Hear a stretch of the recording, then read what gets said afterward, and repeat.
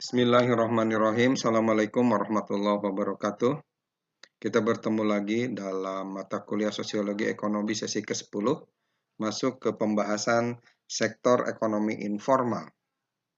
Bicara tentang ekonomi informal, bisa dipahami bahwa dalam konteks ekonomi, hal yang paling mudah dari ekonomi informal dipahami sebagai bagian dari permasalahan ekonomi yang menurut World Bank, ekonomi informal didasarkan atas deskripsi lokasi di mana pelaku bekerja.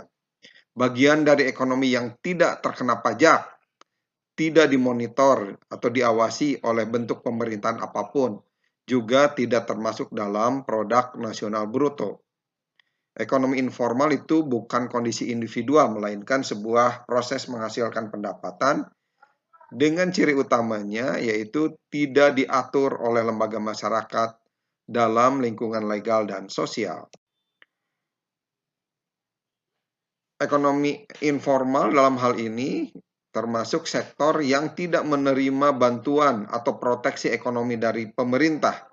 Sektor yang belum dapat menggunakan, tentunya karena tidak punya akses berbagai bantuan meskipun pemerintah telah menyediakannya.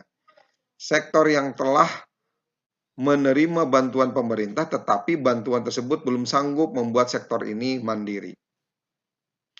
Jadi menurut Undang-Undang Dasar Undang-Undang Republik Indonesia tahun 1995 nomor 9 tentang usaha kecil, sektor informal adalah kegiatan ekonomi rakyat yang berskala kecil dan memenuhi kriteria kekayaan bersih atau hasil penjualan tahunan serta kepemilikan.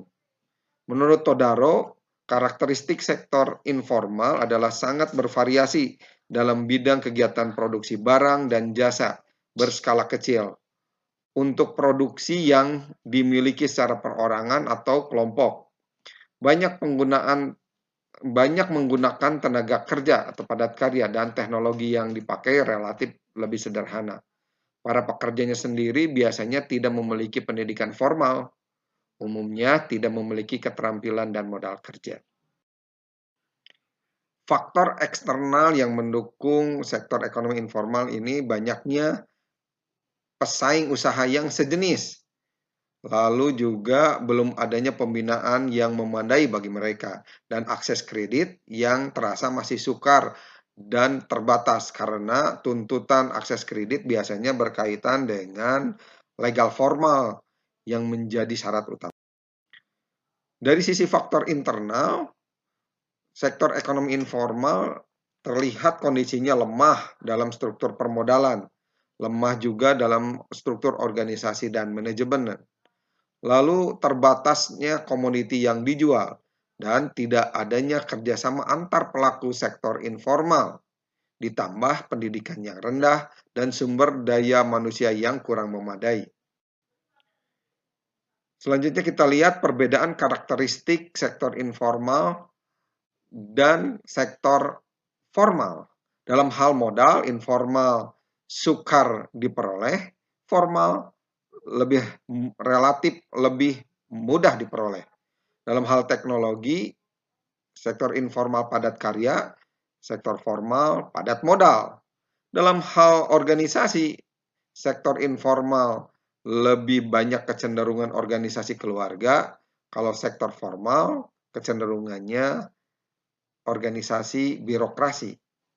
Dalam hal permodalan, sektor informal didapat dari lembaga keuangan tidak resmi, sementara sektor formal dari lembaga keuangan resmi. Lalu di sisi serikat buruh, tidak berperan untuk informal dan berbeda dengan yang formal, sangat berperan. Selanjutnya bantuan negara dalam sektor informal biasanya belum ada, tetapi dalam sektor formal sangat berperan. Selanjutnya hubungan dengan desa saling menguntungkan, sementara formal lebih mementingkan kelangsungan usaha.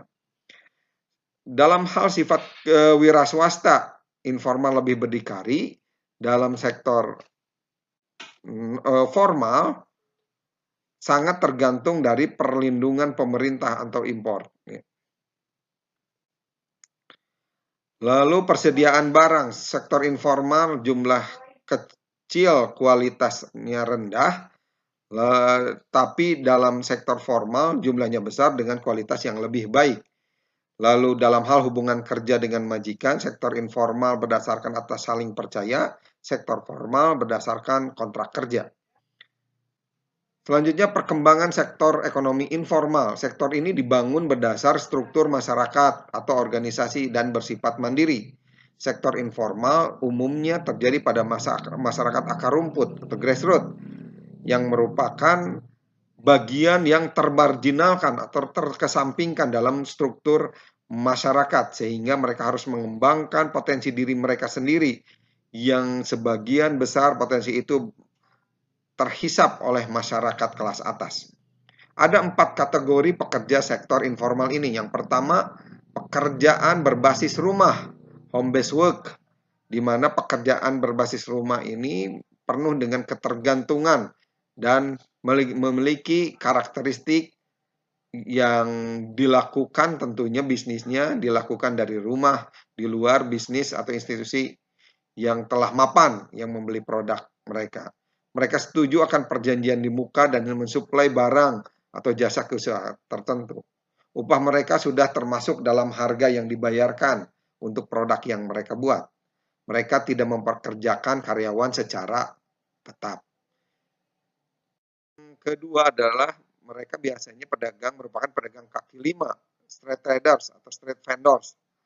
Yang ketiga, kategorinya adalah pekerja keliling, tergantung permintaan, temporer di lokasi konstruksi, misalkan di gedung-gedung atau lokasi jalan ya.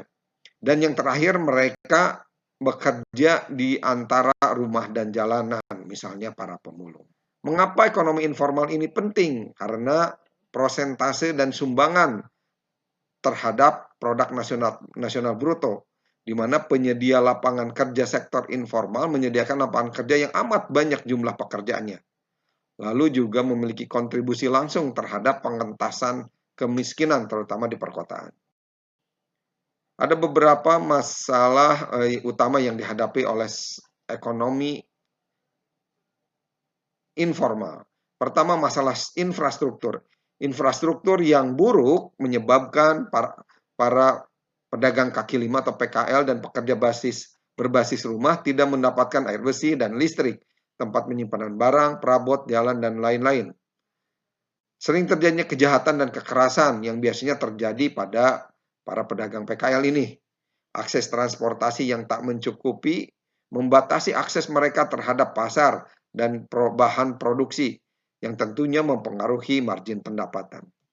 Masalah kedua, masalah sumber daya, di mana akses terhadap keuangan dan perbankan kredit mikro amat penting bagi perkembangan bisnis mereka. Namun sedikit sekali fasilitas perbankan yang formal yang bisa mereka akses. Di sisi lain, pelatihan yang tidak mencukupi, misalnya hal-hal yang berkaitan dengan hitungan, matematika, dan keterampilan akuntansi, yang amat penting bagi bisnis apapun. Yang ketiga, masalah ekonomi. Akses yang tidak memadai akan skala ekonomi kebanyakan tidak mampu membeli dalam jumlah besar, sehingga mereka terpaksa membayar harga retail untuk barang mereka. Dampaknya adalah harga yang mereka beli jauh lebih mahal. Selanjutnya faktor permintaan, masalah struktural seperti cash flow yang lemah, pasar sasaran yang kecil, kurangnya pembeli menyebabkan cash flow bisnis mereka tidak teratur pendapatannya, alias tidak menentu.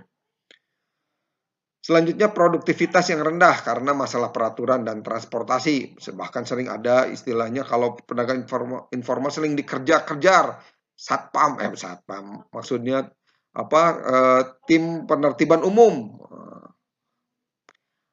dari pemerintah setempat. Margin pendapatan yang tipis bila dikaitkan dengan waktu yang dikeluarkan dan pengeluaran yang relatif tinggi yang menyebabkan mereka kesulitan membayar kepada supplier untuk bahan dasar. Selanjutnya, masalah ekonomi selanjutnya, keluarga yang berkecimpung di ekonomi informal biasanya memiliki kesulitan dalam menjaga modal usaha karena memerlukan uang cash untuk kebutuhan rumah tangga yang mendesak. Jadi bercampur antara uang kebutuhan rumah tangga dengan uang bisnis. Demikian pembahasan kita tentang sektor ekonomi informal. Mudah-mudahan bermanfaat. Assalamualaikum warahmatullahi wabarakatuh.